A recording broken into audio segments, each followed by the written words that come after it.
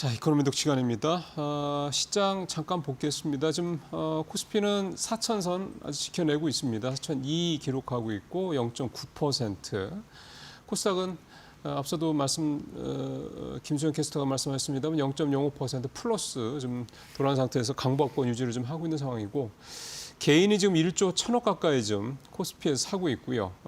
코스닥은 1,500억 정도 사고 있고, 외국인이 코스피 7,200억 가까이, 코스닥은 1,100억 넘게 이렇게 지금 팔고 있는 상황입니다. 그러니까 딱 개인과 외국인 기관 이렇게 수급적으로 좀 나눠져서 하고 있는 상황인데, 외국인은 오늘 현 선물을 좀 다 파는데 선물도 지금 5,300억 넘게 좀 팔고 있어서 총 누적으로 3조 5천억이 좀 넘고 있다라는 점, 또 이것도 좀 감안을 해야 되겠습니다. 근데 사실 외국 수급들 최근 보면은요, 이렇게 지속적으로 뭐 빠지더라도 지속적으로 빠지 이런 경우가 별로 없기 때문에 너무 그렇게까지 외국인들의 이 수급에 대해서 그 우려의 시각으로 보실 필요는 없다라는 점도, 뭐 사실 선물 같은 경우는 또 금방 또 포지션을 바꿀 수가 있기 때문에 그렇게 좀 보고, 오늘은 박창현 GL리서치 대표 모시고요.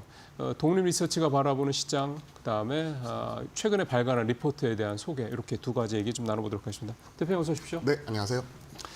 뭐 연일 뭐 탐방하고 다니시느라 바쁘실 텐데 시장 네네. 이렇게 올라가시는 거 보면서 좀 어떤 요즘에 소외가 드세요?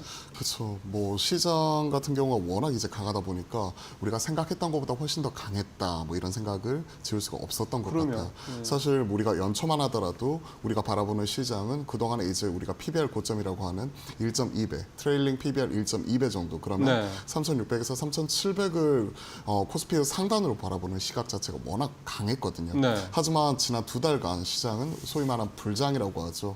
코스피가 3,000에서 4,000 찍는데 두 달밖에 걸리지 않았습니다. 그러니까요. 그리고 기존의 역사적 고점을 새로 경신하는 가운데 연일 신고가를 쓰고 있는 이러한 상황이다 보니까 사실 시장 참여자 입장에서는 기쁘면서도 그렇다고 지금 마냥 좋아할 수는 없는 것 같습니다. 부담스러운 거죠? 지금? 부담스럽기도 하고 포모가 세게 올 수도 있다는 거죠.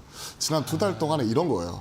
코스피가 3,000에서 4,000이 올라갔습니다. 1,000포인트가 올라갔죠. 네. 1,000포인트가 지수가 올라가는 동안에 코스피 200 종목 내에서 상승한 종목은 얼마나 될까 봤더니 채 40%가 되지 않습니다. 그러니까 맨 반도체 뭐 맞아. 그렇죠. 뭐. 삼성전자와 SK하이닉스, 외인들의 수급에 기인한 네. 이런 대형주 종목 장세가 나타나다 보니까 개인 투자자분들이 많이 선호하시는 바이오라든지 중소형 종목들은 상대적으로 못 갔었기 때문에 왜 삼성전자와 SK하이닉스 이렇게 갈 때 내 주식은 이렇게 이거밖에 못 갔을까 하면서 좀 아쉬움이 남는 그런 시장이기도 맞아요. 하고, 네. 한편으로는 최근에 이제 시장이 워낙 불장이다 보니까 어디까지 더 갈까에 대한 이런 기대감, 이런 부분이 같이 공존하고 있는 이런 시장인 것 같습니다. 저도 오늘 사실 아침에 뉴스 브리핑 할 때 이데일리 이제 기사를 이제 참고해서 보니까 네. 말씀하신 그러니까 3,000에서 4,000 올라가는 이 기간 동안에 올라간 종목이 뭐 1,400개다 그러면 떨어진 종목은 1,800개인가? 하여간 뭐 제가 수치는 정확하게 기억은 네. 안 납니다. 그러니까 올라간 종목보다 떨어진 종목이 훨씬 많았던 거예요. 그러니까 뭐 대표님도 얘기했던 것처럼 이 FOMO를 느끼는 개인 투자자분들이 얼마나 많으시겠냐, 그런 생각이 좀 들기도 하고, 제가 앞에서 처음에 이제 그 시장 종합할 때 개인 투자자들이 지금 이제 1조 1,500억 정도까지 늘었는데요. 네. 지금 코스피의 개인 투자들이 지금 이제 30분밖에 안 됐잖아요. 1조 맞아요. 1,000억이 넘게 들어온다라는 거거든요. 그러니까 이게 뭐 그 개별로 종목으로 들어오는 것도 있겠고 ETF나 이런 펀드로 들어오는 것도 있을 거고 할 건데, 네. 이게 이제 확 또 이제 시장이 막 4천 넘어가니까 들어오는 거란 말이에요. 이러다 또 개인이 또 일단 시장이 좀 조정을 뭐 5%든 10%든 받게 되면 또 당했다 이런 생각을 하시면 또 트라우마에 빠지시는 게 아닐까, 이런 걱정도 되는데 어떻게 보세요? 항상 고민하는 게 이런 것 같아요. 저도 오늘 아침에 저하고 선배하고 이런 부분을 얘기를 했었습니다.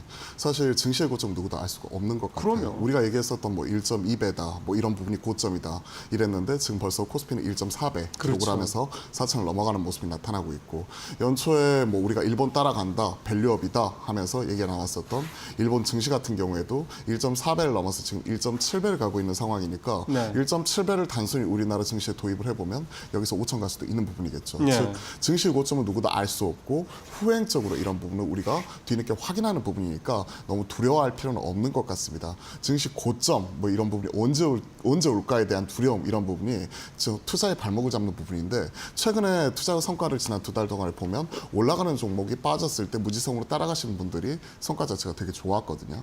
지금 현 시점에서는 물 들어올 때 그게 그쵸. 무지성이에요? 되게 지성스러운 거 아니에요? 되게 공격적이고 아무 생각 없이 소위 말해서 저희는 무지성 매매라고 표현을 하는데 이거 같은 경우에 밸류 계산하고 저평가 계산하고 이런 것보다 많이 올랐어요. 네. 올라온 종목이 눌림이 나오고 조정이 나왔을 때 이런 부분에 대한 우리가 과감하게 용기라고 표현할 수도 있는 부분이겠죠. 네. 이런 부분에 적극적으로 따라가시는 분들이 성과가 되게 좋았기 때문에 증시 고점에 대한 걱정보다는 오히려 현 시점에서는 물 들어왔을 때 열심히 놓아줬고 고점에 대해서 이제 꺾였을 때 네. 그에 따른 대응 자체가 중요한 것 같아요. 네. 하지만 지금 최근에 보시면요. 증시 예탁금이 지금 80조 찍고 있는 상황이고 정시 거래대금 어제 보셨습니까? 30조를 넘어섰어요. 사실 작년 8월 달에 하락장의 증시 거래대금이 한 10조 원까지 줄어들었던 걸 생각을 해보면 그때 대비해서 지금 거래대금 자체가 3배 이렇게 증가를 하면서 뭐 폭발적인 증가죠. 그렇죠. 그러면서 시장의 수급, 유동성, 이런 기인한 이런 흐름 자체가 개인 투자자분들의 네. 이런 그 수급에 기인해가지고 같이 나타나고 있는 이런 흐름이기 때문에 저는 이러한 기세가 당분간은 꺾이지 않을 것 같다는 이런 생각을 항상 갖고는 있어요. 예, 오늘 아침 이데일리 신문에 뭐 나온 그 센터장들 인터뷰 내용도 보더라도 신중한 분들도 당연히 있고요. 네, 근데 이제 그렇죠. 낙관적으로 보는 분들은 뭐 당장 사실 원래 이재명 대통령이 이제 대선 공약으로 코스피 5천 얘기를 할 때 이거는 사실 자기가 재임하고는 5년 안에 얘기였던 거잖아요. 그렇죠. 근데 사실 우리가 피부로 느끼기에는 그게 뭐 당장 1, 2년 안에라기보다는 임기 말쯤 가서까지는 되겠구나라는 뭐 이런 식의 막연한 그런 기대를 품었던 건데 지금 센터장들 일부 센터장들이 합니다만 당장 내년에 5천 넘을 수 있다는 얘기까지 나오는 상황이니까 이게 시장 분위기가 정말 많이 달라진 거는 분명한 것 같습니다. 근데 이런 상황에서 지금 우리 시장에 눈에 띄는 게 뭐냐면 앞서 우리가 포모 얘기 잠깐 했잖아요. 네. 외국인 주도의 장세였다 보니까 개인들은 사실 수익을 많이 못 낸 분들은 많은 상황이긴 한데 이게 또 한 걸음 떨어져 크게 보면 코스피와 코스닥 간의 양극화도 벌어졌고요. 네. 그다음에 대형주와 중소형주 간의 이 양극화도 굉장히 심하단 말이에요. 그래서 보통 이렇게 되면 대형주가 이만큼 갔으니까 중소형주나 코스닥이 이렇게 좀 키 맞추기를 할 게 아니냐라는 그런 기대감을 좀 갖게 되는데 이번에도 그게 나타날까요? 결국에는 뭐 우리가 얘기하고 있는 다이버전스 벌어지고 있으면 결국 이러한 부분이 다시 한번 붙는 모습 자체가 나타나기도 그러니까 하겠죠. 평균 회기로 하는 건 있으니까. 평균 회기는 항상 가는 모습은 네. 나타나고 있으니까. 근데 그 시점이 언제나에 대해서는 항상 그거는 고민이 될 또 수밖에 모르지. 없는 부분이죠. 네. 그렇기 때문에 우리가 앞에서 말씀드렸다시피 미래는 누구도 알 수가 없는 것 같아요. 네. 즉시 고점이 언제 올까에 대해서 다가오지 않는 미래에 대해서 우리가 걱정하면서 벌벌 떠는 것보다 지금 우리가 할 수 있는 최선을 다하는 것 자체가 중요한 것 같습니다. 맞습니다. 즉 최근에는 웨인의 수급에 기댄 지금 웨인은 삼성전자, SK 하이닉스로 대변이 되는 이런 수급이 코스피 대형주로 집중이 되다 보니까 코스피 지수가 지금 YTD로 거의 한 70% 가까이 올라오는 모습이 나타났었죠. 네. 반면에 코스닥은 역사적 고점은 불구하고 물론 최근에 많이 올라오긴 했지만 아직까지 30%대 불구하고 있기 때문에 올라오고 있기 때문에 아직 코스피하고 코스닥하고 YTD 수익률 격차를 비교를 해보면 지금 2배 가까이 차이가 나는 부분이 다시 예. 나타나고 있거든요. 하지만 이러한 부분 자체가 좀 빠르게 해결이 돼야 되는데 아직까지는 전 그런 것들은 잘 못 느끼고 있어요. 왜냐하면 최근에 보시면 코스닥 거래대금도 10조 원까지 올라오긴 했지만 코스피 거래대금이 코스닥 거래대금은 2배 이상이고요. 그러니까요. 그리고 최근에 말씀하셨던 외인 개인들의 수급이 최근에 스마트머니 형태로 ETF 자금, 패시브 자금의 증시 개입 그리고 증시에 대한 영향력이 상당히 높아지면서 예. 금융투자 중심으로 오히려 담는데 그러한 ETF가 담을 수 있는 종목은 증시에 상당 부분 영향을 미치는 대형주 대형주죠. 이런 부분으로 담다 보니까 개인 투자분들이 지금은 중소형주 공부해서 사기보다는 ETF 그리고 레버리지를 씌운 이런 섹터 ETF 그렇죠. 이런 부분을 네, 적극적으로 사는 흐름이기 때문에 과거의 투자 형태하고 약간 달라지는 네. 이러한 모습이 최근에 수익률 격차 이런 부분은 또 원인 중에 하나가 아닌가라고 생각을 하고 있습니다. 그렇게 되면은 이 양극화, 그러니까 대형주와 중소형주, 코스피와 코스닥 간의 이 소위 말하는 벌어짐 이게 사실 쉽게 좁혀지기 힘들겠는데요. 현 시점에서는 그러한 모습이 나오고 있는데 그래도 하나 우리가 실마리를 찾아볼 수가 있는 게 개인 투자자분들이 선호하는 이런 2차 전지 그리고 또 이런 바이오 이런 네. 주요 종목들 안에서도 우리가 8월달, 9월달만 하더라도 네. 그동안에 이제 상반기에는 우리가 지금 조방원이라고 하는 코스피 대형주 중심의 이런 조선, 방산, 원전 같은 외인들 수급 주도의 이런 대형주 올라갔었고 8월달, 9월달에 시장 색깔이 약간 변화하는 과정 속에서 반도체, 삼성전자, SK하이닉스 네. 올라오니까 코스닥의 반도체 IT 소부장이 같이 올라왔었고 그러한 흐름이 지금 10월달 들어서는 빠른 순환매가 나타나는 가운데 개인 투자자분들이 선호하는 2차 전지, 예. 바이오 이런 주요 종목들까지 확산이 되면서 사실 한 2달 전만 감안하더라도 코스닥의 거래대금 자체가 5조, 6조에 불과했거든요. 그러한 것들이 어제 거래대금 보시면 거래대금 기준으로 대략 9조 9천억까지 그리고 두배 그전에 정도. 9조까지 네. 올라오는 모습이 나오면서 2배 가까이 올라왔기 때문에 최근에 이러한 온기후 확산이 코스닥 중소형주까지 계속 넓혀가는 모습은 상당히 긍정적이라고 봅니다. 다만 이러한 부분 때문에 워낙 빠른 순환매가 나타나고 있고 그렇죠. 코스피에서 일부 대형주 차익 실현 이후에 코스닥 이런 못 갔었던 종목들은 순환매가 워낙 가파르게 나타나고 있다 보니까 사실 상당히 어려울 수밖에 없는 이러한 장인 것 같습니다. 그 뭐 시장에 많이들 좋아하시는 그 투자 전략이 추세 추종 전략이라는 거지 않습니까? 그렇죠. 그러니까 센 애들 그냥 따라가서 수익을 내고 그게 조금 이제 둔화되면 또 딱 정리하고 갈아타고. 더 센 녀석으로 또 따라 뭐 이런 말은 참 좋죠. 어렵죠. 근데 그거 내가 잘할 수 있는 사람은 정말 아니 그거 잘해가지고 뭐 책도 쓰고 뭐 유튜브도 하는 분들 보면 뭐 엄청난 수익을 내는 건 맞아요. 근데 그게 다 할 수 있는 게 아니잖아요. 그러니까 제 주위에서 소위 우리가 졸업했다라고 표현을 하는 그러니까 주식으로서 이제 100억 이상 이렇게 버신 분들을 보면 네. 제 주위에는 같이 투자하시는 분들도 계시지만 추세 추종하시는 분들도 상당히 많아요. 그리고 주도주 추세 추종 매매를 하면서 신용을 통해 가지고 그렇죠. 최대한 레버리지를 일으켜서 하는 거죠. 이러신 분들이 상당히 많습니다. 근데 하나 큰 약점이 지금같이 우리가 불장이고 시장이 돈을 벌어줄 때는 그만큼 계좌가 뭐 2배, 3배 올라가기도 금방 올라가는 것처럼 보이지만 떨어질 때는 그만큼 그럼요. 하락하는 속도도 워낙 가파르게 나오고 그리고 특히나 이제 이런 게 중요한 것 같아요. 그러니까 추세 추종 매매하시는 분들은 제 주위는 거의 10명 중에서 9명 이상은 다 레버리지 쓰시는데 한 달 후에 예를 들어서 100% 그러니까 2배, 3배 올라가는 게 자체가 중요하지 않은 것 같아요. 추세 추종 매매를 하면서 레버리지를 쓸 때 가장 중요한 부분은 변동성입니다. 변동성. 왜냐하면 우리가 이제 레버리지를 통해 가지고 3배 정도 이렇게 써버리잖아요. 네. 그렇게 되면 한 달 후에 100%, 200% 올라가서 방향성이 맞는다고 하더라도 그 올라가는 과정 속에서 만약에 20%, 30% 출렁이는 모습이 나타나게 될 경우에 내 종목은 반대 매매 직면할 수밖에 없는 이런 상황이 나와버립니다. 그렇죠. 그렇기 때문에 주도주 추세 추종 매매 상당히 우리가 익숙하고 많이 들었고 뭐 우리가 책을 통해서 이런 네. 것들 접하기는 쉽지만 실제 이런 것들을 추세 추종을 레버리지까지 씌워가지고 적용하기에는 상당히 어려움이 따른다. 다만 대다수 이제 시청하고 계시는 네. 시청자분들이나 개인 투자자분들은 레버리지 없이 자기 소위 우리 그냥 현물 주식 중심으로 이렇게 매매하시는 분들은 저는 가치 투자보다는 최근에는 앞서 무지성 매매라고 표현했었던 많이 올라가는 종목 따라가는 뭐 소위 우리가 선수 용어로 쫀칭 붙는다라고 표현하기도 하는데 이러한 투자 전략이 최근에 수익률 성과가 훨씬 더 좋았던 것 같기는 해요. 그게 좀 소위 말하는 주린이 그러니까 네. 개인 투자자분 중에서 아주 그렇게 오랫동안 좀 이렇게 투자를 해보시지 않은 분들도 해볼 만합니까?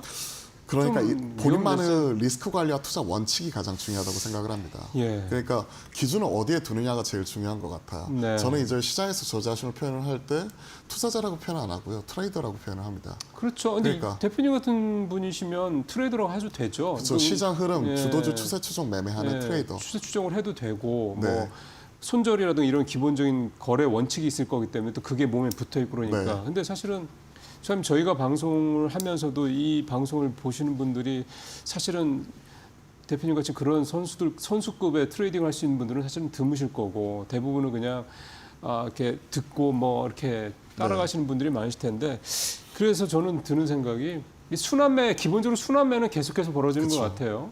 뭐 반도체가 주도주가 있든 아니든 간에 그러면 사실은 사놓고 그러니까 떨어질 때 조금 저가 매수하고 그쵸. 업황이 분명히 괜찮은데 그 다음에 기다렸다가 그게 언제 올지는 모르겠지만 그렇죠. 사실 그런 순환매를 기다리는 게 오히려 현명한 투자 전략이 아닐까 싶은 생각도 들어서 헬스점에서 가장 우리가 편하게 할 수 있는 전략은 바이앤홀드 전략. 지금 말씀하셨던 많이 주도주가 지금 최근에 조정이 나왔을 때 쉬어가는 모습이 나왔을 때 분할로 매집을 했다가 올라가는 모습이 나와서 오버슈팅이 나왔었을 때 그때 일부 줄여준다든지 아니면 꾸준히 끌고 가는 바이앤홀드 전략으로서 네. 가져가는 전략이 지금으로선 유리하다고 생각을 하고 있고 다수 투자자분들은 선택을 받은 게 결국 SK하이닉스와 삼성전자 그렇죠. 반도체 그렇죠. 쪽이죠. 네, 이쪽이 네. 가장 편하고 쉽다고 생각을 합니다. 그리고 이런 대표적인 종목들 그럼 어떤 종목을 사야 될지 고민이 될 수밖에 없는데 딱 한 가지 팁을 드리자면 많은 분들이 거래량을 보시고 수익률 상승률만 보시는데 등락률만 보시는 거죠. 그렇죠. 저는 거래대금을 보시라고 말씀드리고 싶어요. 왜요? 결국 시장의 힘과 에너지가 어디로 실리는지는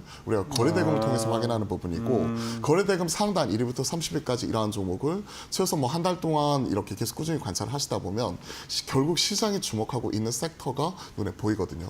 그 30위권 안에서 이제 뭐 최소한 뭐 10종목, 20종목 이상 최소한 예. 절반 이상 이러한 그 종목들이 계속 잡히는 모습 자체가 나타나게 된다면 그게 시장 주도 섹터고 그 안에서 가장 앞서 있는 종목이 주도 종목이죠. 최근에 보시면 거래대금 상단에 있는 종목들은 순환매 변동성은 크지만 네. 전자와 닉스는 빠지지 않고 있고요. 그렇죠. 최근에 이제 기존에 또 대표적인 IT 소부장의 대표 주자였던 한미반도체 같은 네. 경우에도 최근에 가장 강한 모습이 나타나고 있고 그리고 IT 소부장 내에서 DI라고 하는 이런 디지털 프론티어, 웨이퍼, 이런 버닝 테스터 검사 장비 쪽에 신규로 들어갈 수 있는 이러한 장비 종목들도 최근에 30위권 안에서 신규로 들어오는 모습이 나타나면서 이러한 종목이 일주일 그러니까 5거래일 동안에 하루 이틀이 아니라 최근에 뭐 2주간에 보시면 10거래일 중에서 한 5거래 이상 계속해서 찍히는 모습이 보이고 네. 있거든요. 그러한 것들을 보시면 이러한 종목이 시장 힘과 에너지가 실리고 있고 단순 개인 투자자뿐만이 아니라 외인과 기관의 선택을 받으면서 최근에 좋은 흐름이 나타나고 있구나. 오히려 이러한 종목들을 체크를 해놨다가 만약에 내 기준 11선이든 21선이든 조정이 나오게 되면 그때 모아갈 수 있는 거죠. 그러면서 끌고 가는 이런 예. 대응 전략이 맞지 않을까 그렇게 생각을 합니다. 예, 뭐 다양한 투자 전략이 있고요. 사실 그 중에서 나한테 맞는 투자 전략을 사실 찾으시는 게 중요합니다. 그게 근데 몇 달 해가지고는 사실 찾기가 어렵죠. 좀 시간이 좀 걸리죠. 그렇죠. 그건 예. 내공이라고 저희가 표현하는 예. 부분이죠. 그러니까 주식 투자라는 거를 몇 년 하다 에이 돈 벌어서 때려쳐 이게 아니고 이제 난 죽을 때까지 할 거야라는 식으로 이제 생각 자체를 조금 바꾸시면서 투자를 하신다고 그러면 또 더군다나 지금은 기본적으로 하락보다는 상승장이고 네. 예, 이 부분에 대해서는 뭐 이겨낼 여지가 없지 않습니까? 그러니까 조정이 중간에 오더라도 뭐 20% 30% 빠질 거라고 생각하시는 분들은 없기 때문에 뭐 미국도 그렇고 우리도 그렇고요. 요즘 같은 때가 딱 이렇게 투자자분들이 투자를 하시면서 자기만의 투자 어떤 매매 방식 이런 거를 이렇게 좀 몸에 붙이는 이게 참 좋은 때가 아닌가. 리스크도 그만큼 적고 그런 생각이 좀 듭니다. 근데 이제 가장 우리가 주의해야 될 부분은 이렇게 이제 시장에 돈을 벌어주고 있다 네. 보니까 내가 잘해가지고 아. 내가 열심히 노력을 해가지고 돈을 번다고 이렇게 착각하시는 분들이 되게 많아요. 맞습니다. 저도 그런 착각에 당연히 있었고 코로나 때 돈을 많이 벌었다가 많이 깨져보기도 네. 하면서 느꼈던 건 결국 시장과 사람이 벌어지더라고요. 저는. 제 주위에 있는 사람들이 교차 검증해주고 네, 용기를 네. 복돋아주고 그리고 시장이 벌어주는 부분 이런 부분 꼭 잊지 않으셨으면 좋겠습니다. 굉장히 중요한 말씀입니다. 네. 겸손해야 된다라는 거죠. 투자의 대가들이 늘 얘기하는 겁니다. 자, 저희가 이제 독립리서치센터장 대표님들 좀 모시고 꼭 여쭤보는 게 최근에 발간한 리포트 뭐가 있느냐라는 겁니다. 오늘 가져오신 게 하이비전 시스템인데요. 어떤 회사예요? 지난주에 제가 발간을 했었죠. 하이비전 시스템, CCM 검사 장비, 우리가 핸드서 쪽에 아무래도 이제 포지셔닝이 되어 있기 때문에 네. 시장에서 상당 부분 저평가 받고 있는 종목입니다. 하이비전 시스템이에요. 하이비전 시스템에 우리가 애플 관련주 하면 항상 첫 선에 꼽히는 게 LG노텍, 그렇죠. BH, 예, 이러한 BH. 종목들 예. 그리고 거기에 더해서 이에 들어가는 CCM 정밀 검사 장비, 자동화 검사 장비를 하고 있는 하이비전 시스템 이러한 종목이 대표적인 애플 관련주다라고 보시면 좋을 것 같습니다. 애플 관련주. 실제로 이 하이비전이 애플에도 납품을 합니까? 아니면 어디를 거쳐서 납품합니까? 실제 납품을 하고 있고요. LG 이노텍 통해 가지고 LG 이노텍 통해서? 그렇죠. 보통 우리가 하이비전 같은 경우는 LG 이노텍이 이런 그 애플량 이런 그 CCM 모듈을 네. 납품을 하는 부분이잖아요. 네. 이를 검사할 수 있는 자동화 검사 장비를 하는 부분이기 때문에 실제 이러한 부분 자체를 납품을 하고 이런 부분을 검사한 이후에 모듈을 애플향으로 LG 이노텍이 납품을 하는 부분이죠. 그러다 보니까 하이비전 시스템 같은 경우는 예. 애플의 실적 이런 부분에 크게 민감하게 반응하는 부분이고 애플이 뭐 미국 시장에서 많이 올랐고 어느 큰 폼팩터 변화가 나타날 때 그때 실적이 튀는 모습이 나타나고 있습니다.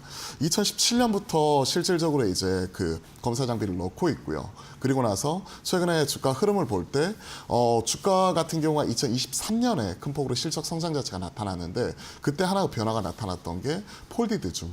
이 부분을 실질적으로 적용하는 모습이 나타나면서 폴더블 폰. 그렇죠. 폴디드 줌이라고 해서 이제 이렇게 늘어나는 부분 있잖아요. 이렇게 네네네. 우리가 DSLR 카메라 보시면 이렇게 카메라 같은 경우가 이렇게 렌즈가 올라왔다 내려왔다는 예, 이런 예. 폴디드. 그러니까 접힌다는 폴디드 부분이죠. 접힌다는 거죠. 그렇죠. 폴디드 줌 같은 경우가 2023년도 이런 부분이 24년부터 적용을 하기 시작을 하면서 이에 따른 검사 장비가 23년도에 납품을 들어가기 시작했기 때문에 그때 이제 실적이 큰 폭으로 늘어났고, 말씀하셨던 폴더블 같은 경우는 애플 쪽에서 지금 얘기를 하고 있기로는 2026년도에 내년이에요? 처음으로 내년에 네. 애플 폴더블이 신규로 출시가 될 수 있다 하는 이런 기대감이 있죠. 그렇기 때문에 시장에서는 뭐 KH 바텍 같은 이런 폴더블 관련된 이런 외장이나 또 내장 힌지를 할 수 있는 이런 기업들 같은 경우가 새롭게 주목을 받으면서 시장에서 반응이 세게 나오고 있는데, 하이비전 시스템은 마찬가지로 폴디드 줌뿐만이 아니라 폴더블 쪽에 들어가는 검사 장비 이런 부분 같은 경우도 개발이 지금 현 시점에서 완료된 이후에 이런 부분을 준비를 하고 있기 때문에 추가적인 내년의 실적 성장 이런 부분도 우리가 충분히 기대를 해볼 수가 있을 것 같습니다. LG 이노텍을 통해서 이제 애플 들어간다고 그랬잖아요. 그렇죠. 지금 OLED는 삼성 디스플레이 거를 일단 뭐 당장은 독점해서 쓰기로 했고, 네네. LG 이노텍은 어느 쪽으로 보면 됩니까? 우리가 카메라 모듈 CCM이죠. 컴팩트 카메라 모듈의 약자가 CCM인데, 물론 이제 SDC 쪽에서는 이런 소형, 그러니까 우리가 6세대에서 대응을 했었던, 그리고 8.6세대로 투사를 확대하면서 지금 들어가고 있는 이런 폴더블 쪽에 들어갈 수 있는 OLED 디스플레이 패널 자체를 공급을 하게 된다면 네. 그에 들어갈 수 있는 컴팩트 카메라 모듈은 LG 이노텍이 글쎄. 물론 듀얼 밴더, 트리플 밴더 하면서 멀티 밴더 체제를 유지하고 있지만 지배적인 사업자이기 그렇죠. 때문에 그게 중요하죠. 그렇죠. 그러면서 거기에 들어갈 수 있는 부분이 마찬가지로 LG 이노텍과 하이비전 시스템 이러한 부분이라는 거죠. 예. 사실은 이제 우리가 사실은 얼마 전에 이제 폴더블 애플 폴더블 폰 이제 테마가 막 됐을 때 그렇게 앞에서 막 치고 나가던 그런 종목은 분명히 아니에요. 근데 시총도 지금 사실은 이제 한 2천억대 정도 시총이 지금 대략 한 2천억대 지금 한 중반 정도. 그러네요. 지금 들어가고 있죠. 2,350억대 정도. 이렇게 좀 작은데 어떤 성장성에 대한 모멘텀 있는 종목들 한번 잘 눈여겨 보시길 바라겠습니다. 자, 오늘도 박찬영 대표님 말씀 잘 들었습니다. 네, 감사합니다.